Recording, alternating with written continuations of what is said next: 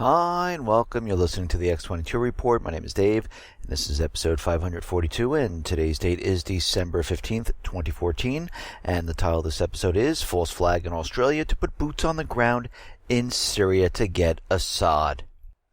Now, we all understand that eventually these lone wolf attacks were going to occur. Now, they've been giving us this warning for quite a while. They've been telling us that, yes, there are lone wolves all over the United States. They're in the UK. They're in Australia. People who have been fighting in Syria are becoming radicalized, and they're coming back to the countries. And we can see that they've been using the propaganda that Syria is the springboard for terrorism. And we can see right now in Australia, they push the agenda forward. Now, of course, we understand why they are doing this. The CIA torture report came out last week, and this was done on purpose. They had a specific time. They wanted it out there, and they wanted to let everyone know, because of this report being out in the open at this time. And remember, it's only 500 pages. The rest are top secret. Only 500 pages. They were using this propaganda to say that all agencies around the world in every country need to be on alert because they're very nervous about lone wolf attacks. Now, they need this. They need this to get out there. They need to show that there's terrorism. They need to show where this is all coming from. And of course, they're trying to link this back to the Islamic State. They're going to try to link this back to Syria, to Iran, and this is all part of the propaganda. And we can see right now this is exactly what they've been trying to do. As the man was holding people hostage, he requested an Islamic State flag, which is absolutely ridiculous. I mean, he went to have hostages in a shop here in Australia, and he forgot his Islamic State flag. No, they wanted this out in the open to let everyone know that he wanted this flag. It's all propaganda. They held up a jihadist banner, which is not really tied to any Islamic group whatsoever. They wanted this out in the open. They're trying to draw us in and feed us propaganda that we need to go into these regions to stop this terrorism. Of course, this person who was holding the people hostage is Iranian, and again, he's been in all different types of trouble. He's been under investigation. He's been talking to certain agencies, and we can see, as with any of these people, it's always the same. They are always brought in. They have always been in some type of trouble. They're always convinced into doing something that they normally wouldn't do. They're giving all the supplies. They're giving all the training they need, and then all of a sudden, this event occurs, and of course they can't let that person live, so eventually that person is killed. They're expendable. They don't need them anymore. They got the message out there, and we can see right now that all nations are locking everything down. They're very worried about more lone wolf terrorist attacks, and of course we might see this occur in other countries, and we've been talking about this for a very long time, because what they need to do is they need to put boots on the ground in Iraq and in Syria, and they need to make the case of why they're doing this. Now, this is the first one. I believe there are going to be some more of these coming down the line here, just to push their propaganda and to make the case of why we need to do this, because otherwise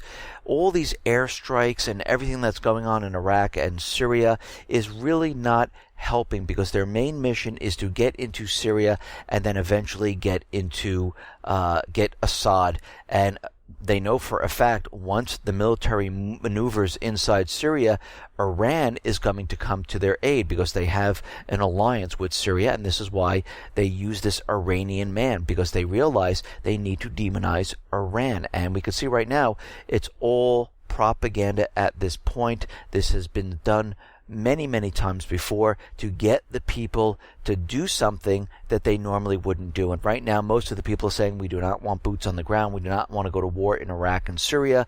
But we can see right now they're pushing their agenda very, very hard to get this done. Let's get into the economic collapse news. Now, here in the United States, we understand the economy is collapsing, and we're looking at real indicators, real economic indicators. We're not looking at the government numbers because those can be completely manipulated, and pretty much that's what they've been doing. They've been manipulating all the numbers: unemployment, GDP, inflation, the stock market, gold, you name it. Whatever they can get their hands on and manipulate numbers, they do it because they need to convince everyone we are in a recovery. And we could see right now that the Empire Fed manufacturing, it's completely collapsed to negative 3.6 from 10.16. How is this possible? But don't worry, they're going to revamp these numbers. They're going to revise these numbers, I should say, and next month it will be a lot better. But we can see this is the lowest since January of 2013, missing expectations of a rebound to 12.4 by the most in 4 years.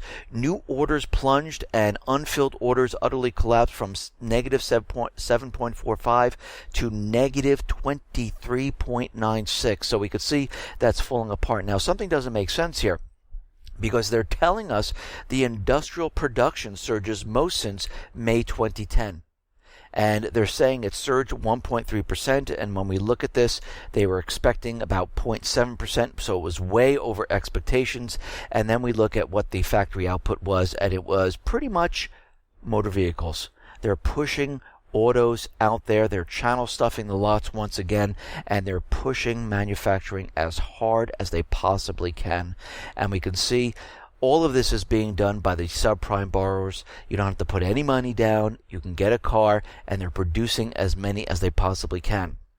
But when you look at the manufacturing, you look at the industrial production, it really doesn't make any sense. This should be a lot lower. And of course, as we know, they're most likely going to revise a lot of these numbers.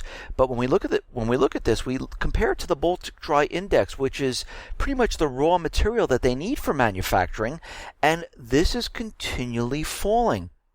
As of December 12, 2014, the Baltic Dry Index plunged 2.71% to 863 points. Now, if we look at this entire year of 2014, the Baltic Dry Index fell 62.96%.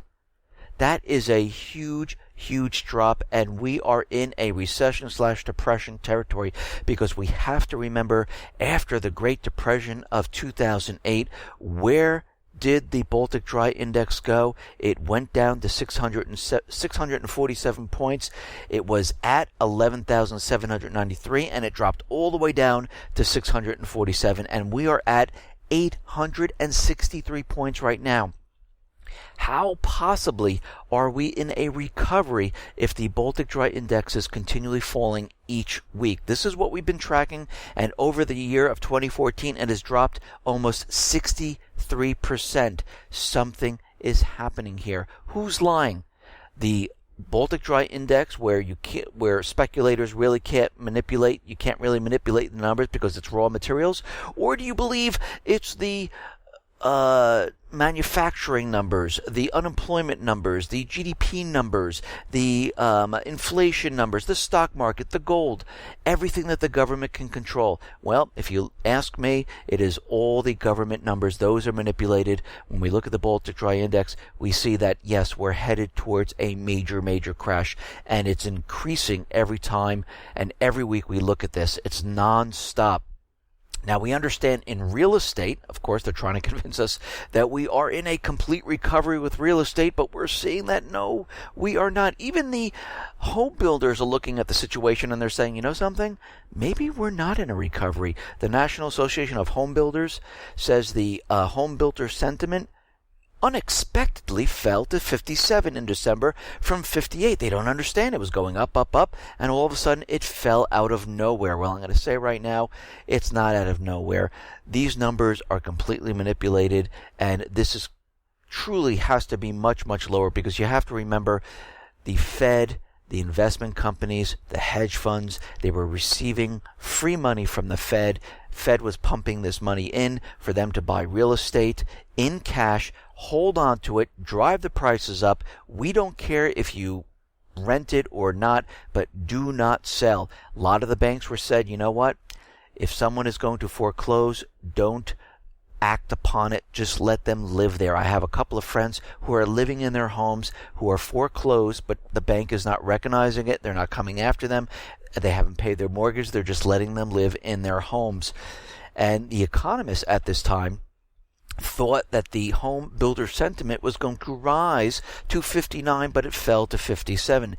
The index gauging current sales conditions fell another point to 61, while the index measuring expectations for future sales dropped to a single point to 65. So we can see right now that the real estate market is completely falling apart, and we know this for a fact. We knew this was coming because the top mortgage companies or mortgage departments like Citibank, JP Morgan, Bank of America were laying off tens of thousands of people starting in August of 2013. They already knew the American people were completely wiped out and they weren't going to go and take a mortgage out.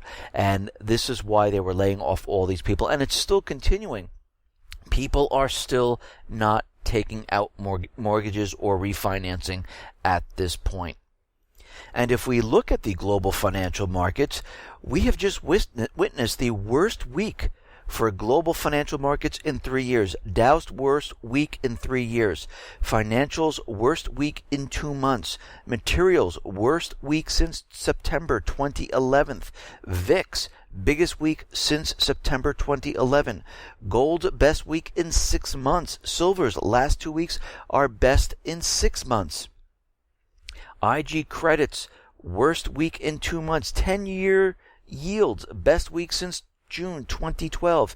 U.S. oil rig count, worst week in 2 years. The U.S. dollar's worst week since July 2013. Portugal bonds, worst week since July 2011. Greek stock, worst week since 1987.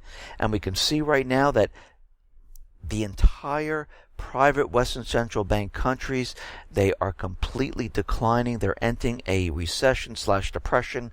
Many of the countries are already in a depression. Others are entering a recession, and it is just getting worse and worse as time goes on. They are having a huge amount of problems keeping the stock market up. The plunge protection team, the high frequency traders are trying everything they possibly can to keep the market up. But it's just not working. I mean, if we look at Greece right now, it is completely in a meltdown stage. After peaking in March, the Greek stock market is down 40% since then.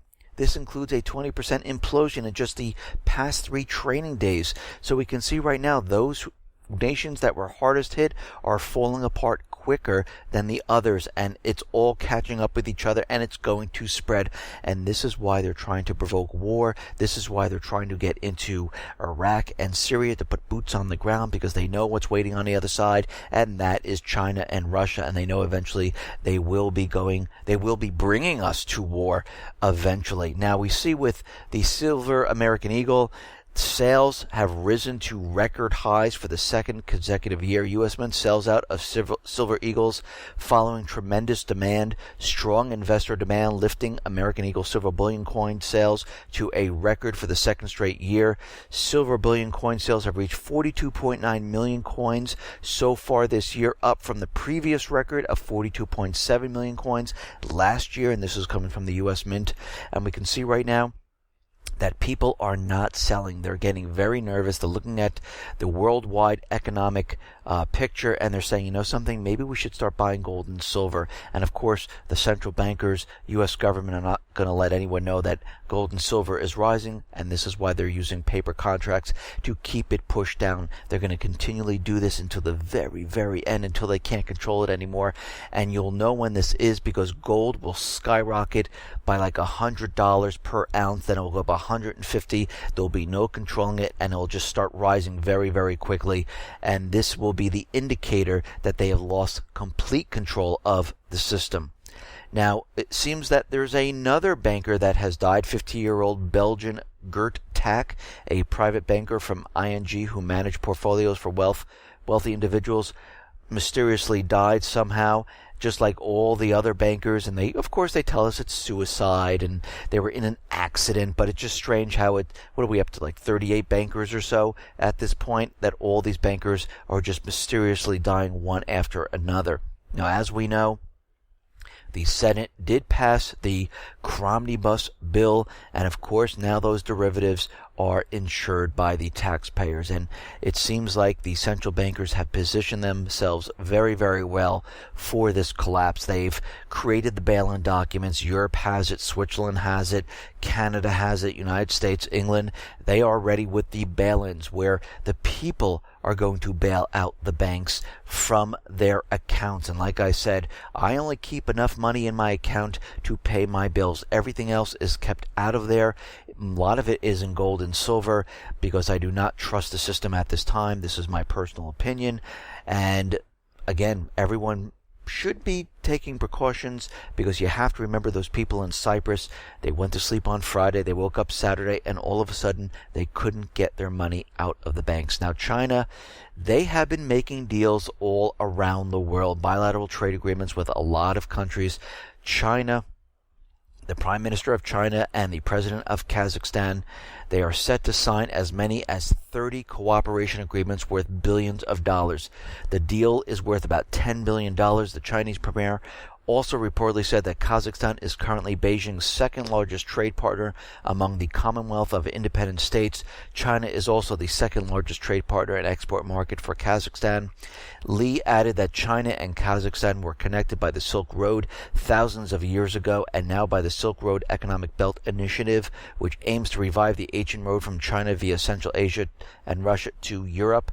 They will have more and more sales. They'll have more agreements, and they're doing this with a lot of countries around the world because we have to remember the yuan and renminbi, they are up to be a reserve currency. The IMF is going to take a look at them in 2015, run some tests on it, and see if they can become the next reserve currency. And of course, the United States government central bankers are going to try to block this any way they possibly can.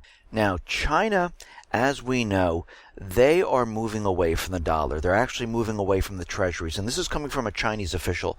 We want to use our reserves more constructively by investing in development projects around the world rather than just reflexively buying U.S. treasuries. In any case, we usually lose money on treasuries, so we need to find ways to improve our return on investment. Chinese appetite for U.S. Treasury bonds is now on the wane. China is ramping up its overseas development program for both financial and geopolitical reasons. The promotion of the renminbi as a global currency is gradually liberating Beijing from the dollar zone, and they're completely moving away. As we know, Russia is doing the same. They are moving away from their dollar. They're separating themselves from the private Western central banking system, and we could see that BRICS, they are going to go live in 2015. The IMF is going to look at the yuan in 2015. And we have to look at this because there are three things here when we look at China. Which country is the world's largest sovereign miner of gold? Which country doesn't allow an ounce of the gold to be exported? Which country has advised its citizens to purchase gold? Well, this is all China. It's not the United States. China is protecting itself. China is pushing their agenda to become a reserve currency, and it will go up against the dollar. And again, we can see the United States, the central bankers, they're not going to let this happen. They're going to do everything they possibly can. Now, can they stop it? They might be able to. We'll have to watch and see. But what they'll do is they'll put us into war, because instead of having the dollar collapse and the entire private Western central bank system fall apart, they rather bring us to war and blame it on another country or another group. And this is what they've been trying to do for the last couple of years. They've been building up. It's a very slow process.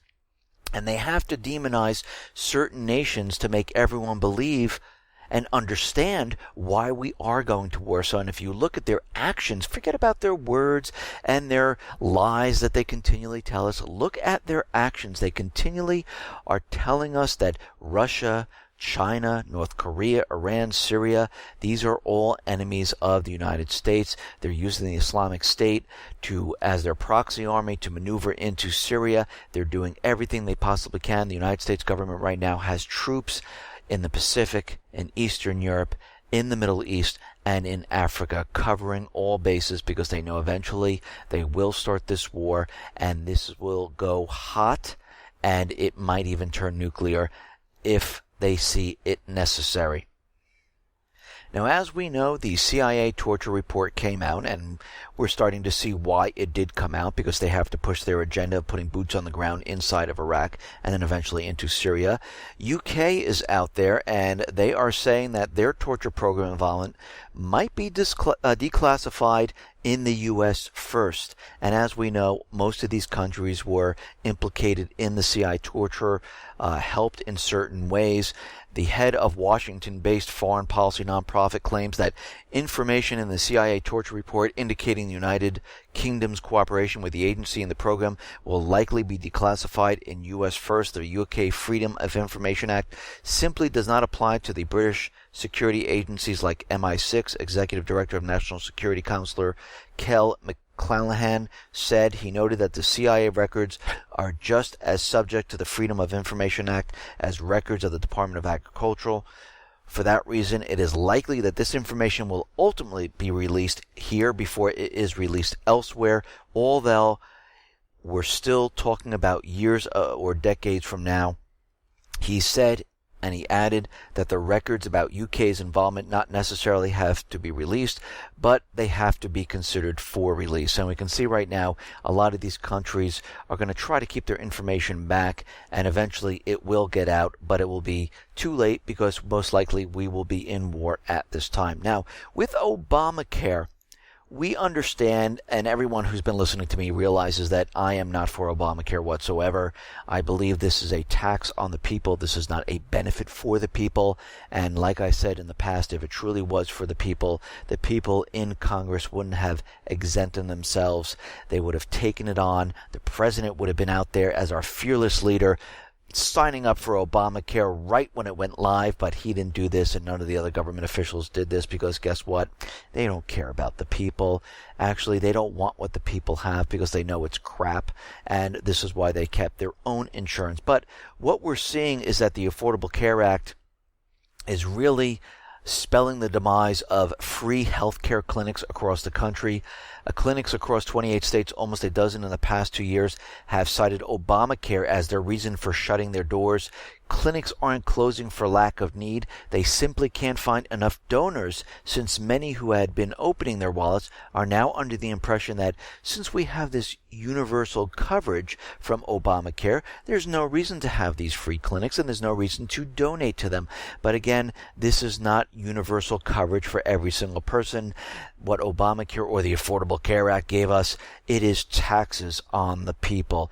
That is it, and it is not affordable whatsoever. We see the premiums going up, and it seems like part of the Affordable Care Act mission is to get rid of all these clinics and have everyone into the system so the insurance companies can make huge amounts of profits, the government can bring in huge amounts of revenue, and the people get absolutely no benefit from it whatsoever. Now, Russia and North Korea, both governments are going to sign an agreement on the prevention of military activities. The draft agreement has been approved by the Russian government. The Prime Minister instructed the Defense Ministry to conduct negotiations with North Korea and sign the agreement on behalf of the Russian government. The resolution says that the sides confirm the commitment to improve the bilateral relations and are convinced of the need to prevent dangerous military activities, to quickly settle by peaceful means any incidents between the armed forces of the states of the sides. According to the draft agreement, the sides intend to display high caution and reasonableness in the activities conducted near the territory or stationing of the armed forces of the state of the other side. So it looks like they're coming to agreement not to be hostile with each other, and if something does occur, they're going to settle it in a peaceful way. Now, out in Ukraine, it seems that the Ukraine military delivered a strike on the Donetsk airport overnight, but the militias did not return fire whatsoever. Ukraine's troops launched the attack from the side of the village of Pesky near the airport, located some 10 kilometers northwest of Donetsk. Now, in Ukraine, I reported that the Ukrainian government was closing 3 airports for security reasons. Right now, the 3 major airports have been closed indefinitely. They're not reopening at this point. And again, they're saying it's because of security reasons. Now, we understand that this is not going to be for security reasons. It most likely will be for some other reason. Now, the EU is never going to recognize Crimea's reunification with Russia. The European Union will never recognize Crimea's reunification with Russia. The European Union Council has agreed new sanctions against Crimea that are come into force by the end of this week. Now, as we know, the U.S. passed a spending bill, and within that spending bill, there were sanctions on Russia. There were amendments to arm Ukraine. The U.S. Congress unanimously approved fresh economic sanctions against Russia and lethal weapons for Kiev. And Obama was out there saying, listen, unless the European Union was involved in placing sanctions, he wasn't going to put sanctions on Russia. But right now, it seems like the sanction paper is right on his desk, and most likely he will sign it, and he will not veto it. He'll sign the entire thing. Sanctions will be placed on Russia. Europe will then go ahead and place sanctions. This is the way it's done every single time. And of course, this is what they're trying to do, is provoke Russia as best they possibly can.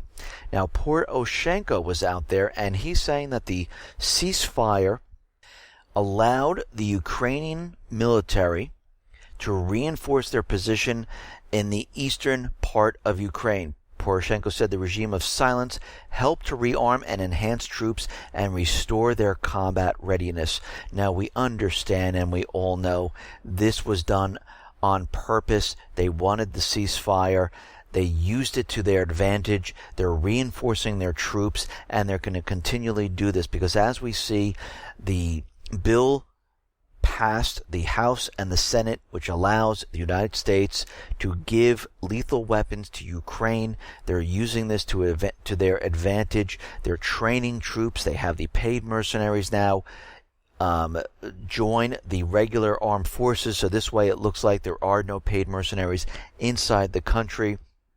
They're building up their armed forces, adding to their armed forces, because they are preparing for one major offensive. Now, we understand that the United States and NATO have been bringing weapons in, and now pretty much with this new bill, they are allowed to bring in lethal weapons out in the open. We know they were doing it covertly before, but now we can see that sniper and assault rifles, hand grenade launchers, mortar shells, Stinger and anti-tank missiles are all going to be flowing into Ukraine, including communication equipment, body armor, night vision goggles, Humvees, radar, counter-mortar detection units, binoculars, small boats, various other gears. The Ukraine Freedom Support Act of 2014 authorizes lethal and non-lethal aid besides what's already being supplied. Other NATO countries are arming Ukraine in September, and this is coming from Kiev's defense minister. He's saying, yes, I admit it, we have weapons coming in from many different areas, but he didn't really go into the specifics of what countries. But what's very interesting is late Saturday, a NATO transport plane landed at one of the closed airports, carrying cargo containers and some unspecified equipment. The news agency reported that a U.S. C-130 Hercules transport plane unloaded cargo. Around 50 soldiers dressed in NATO uniforms were spotted unloading all of this equipment, and we know for a fact, and we know that they are being supplied with weapons and everything else, and we can see why they closed down these airports, because they knew these flights were going to be coming in, and there's going to be plenty more coming in soon. Now, President Obama is going to be heading to India in January 2015, and the U.S. administration has sent a reminder to the Indian authorities regarding the possible terror threat ahead of U.S. President Obama's visit to the country in January. The United States informed the Indian Ministry of Home Affairs that terrorists were possibly planning to carry out terror attacks in Delhi, as well as in the Indian state of Jammu and Kashmir ahead of Obama's visit. And we have to remember, Putin was just in India. He made a huge amount of deals with India. India is part of the BRIC nations, and of course, The U.S. government, the central bankers, always use terror to try to convince everyone they need the United States help. They need troops in there. They need the support of the United States and the central banks, and this is why this is all coming out at this point in time. I wouldn't even be surprised if there was some type of false flag event there as Obama arrives in India, and we'll have to watch that situation very, very carefully.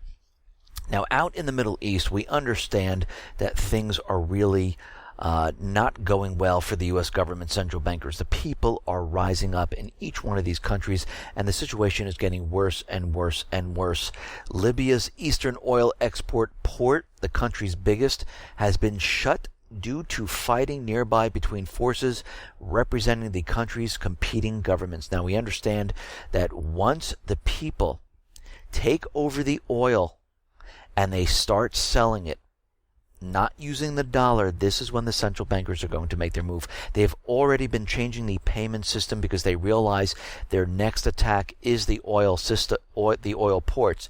Airstrikes on Saturday by forces loyal to Libya's recognized government hit targets near the port, aiming to stop the advance by troops of the rival administration. And we can see right now, most likely they will take control of the situation, and they will start selling this oil to any nation that will buy it, not using the dollar. They've tried this once before. They loaded up a tanker. They set it out for sale on the Mediterranean. All of a sudden, a couple hours later or a day later, the Naval SEALs were on top of that tanker. They took it over. They brought it right back to port because they were going to try to sell it for gold. They were going to try to sell it for yuan, ruble, euro, any other currency except for the dollar. But the central bankers, the U.S. government, will not let this happen. Now, we understand and we realize that France, the United States, they've been creating bases around Libya. They've been preparing to go into Libya when the time is right. And again, they're going to need a lot more boots on the ground. And we have to remember there is a bill in Congress where it will allow the United States government to go into any country where the Islamic State is, where Al-Qaeda is, where Boko Haram is, where Al-Shabaab is, or any other terrorist organization. As it stands right now, they can only go and use drones and other weapons for Al-Qaeda. So they're expanding this bill. It's floating around right now in Congress, and eventually that will be voted on. And again, they will then use that as their stepping stone to get into these countries.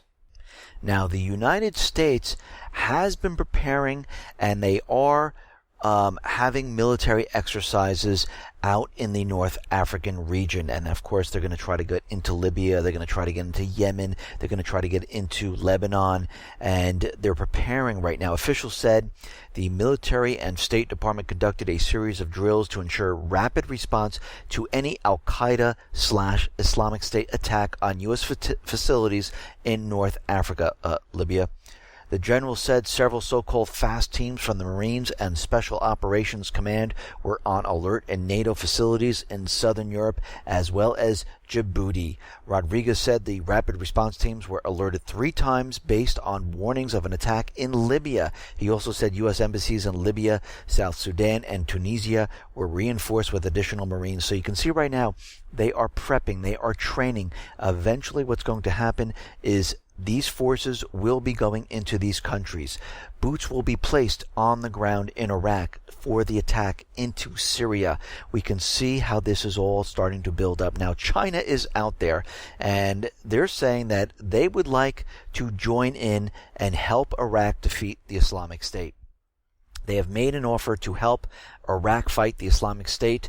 Beijing has volunteered to assist with airstrikes, though it will not join the U.S.-led coalition against the Islamic State.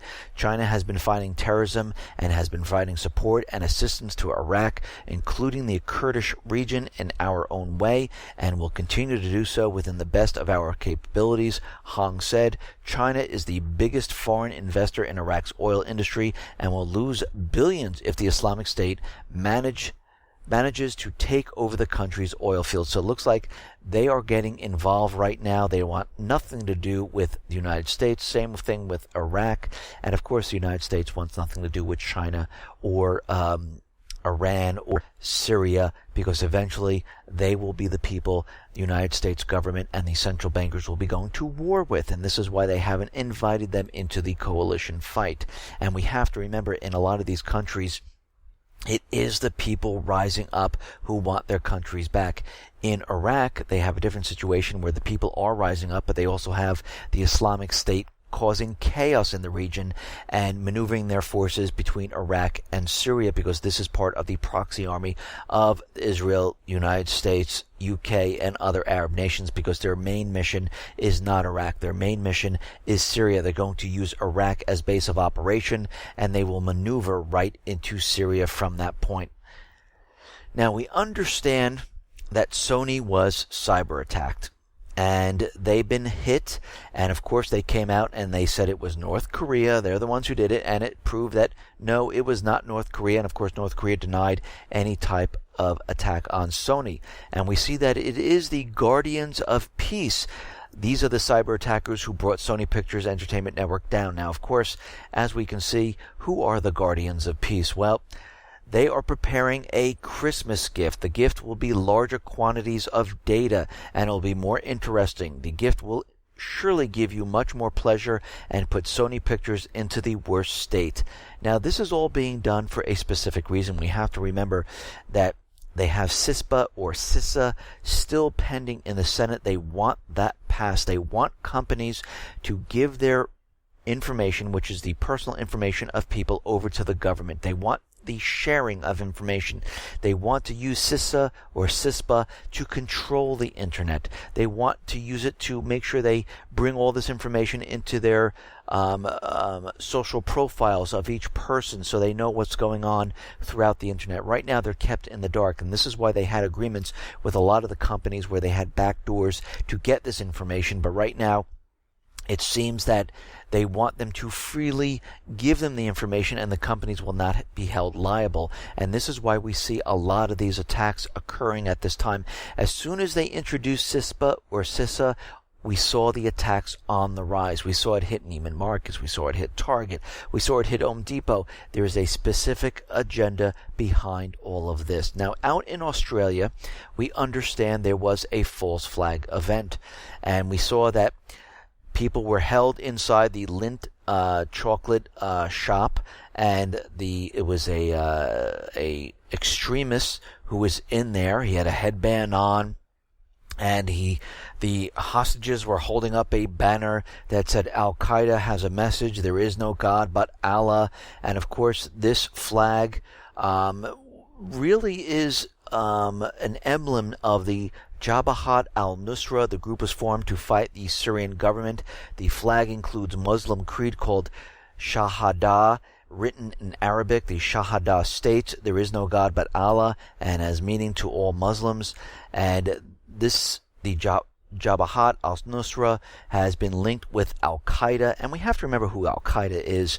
Al-Qaeda in Syria is the Free Syrian Army, the Islamic State, Al-Qaeda, that's all the same thing. They were using them to get Assad.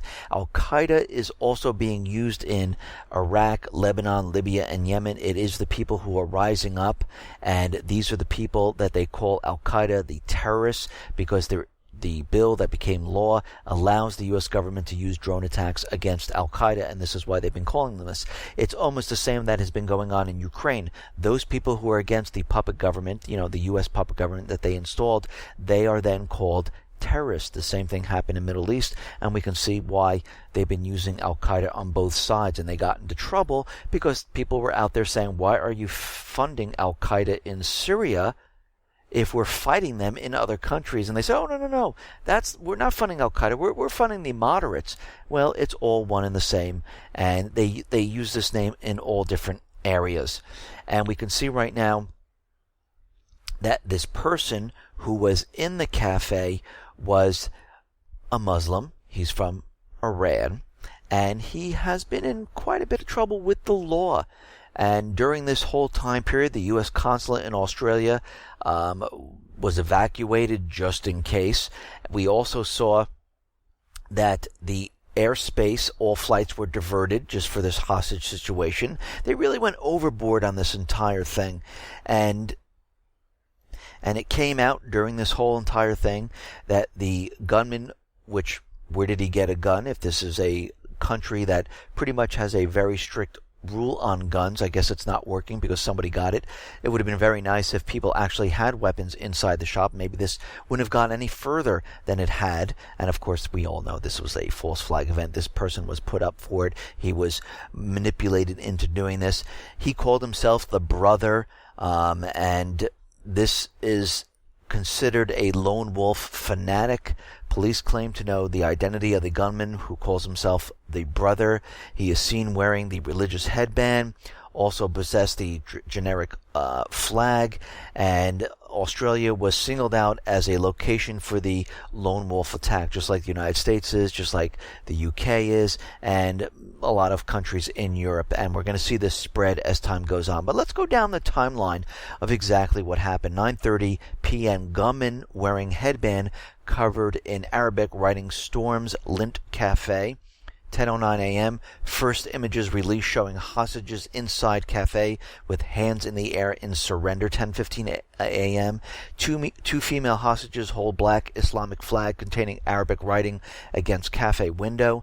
11:43 a.m. Man claiming to be a hostage taker calls Sydney radio station 2GB saying there are other explosive devices planted around the city. Of course, this is propaganda. Channel 9 Australia also said it had been contacted by 3 hostages, including one who had been forced by the gunman to call its office.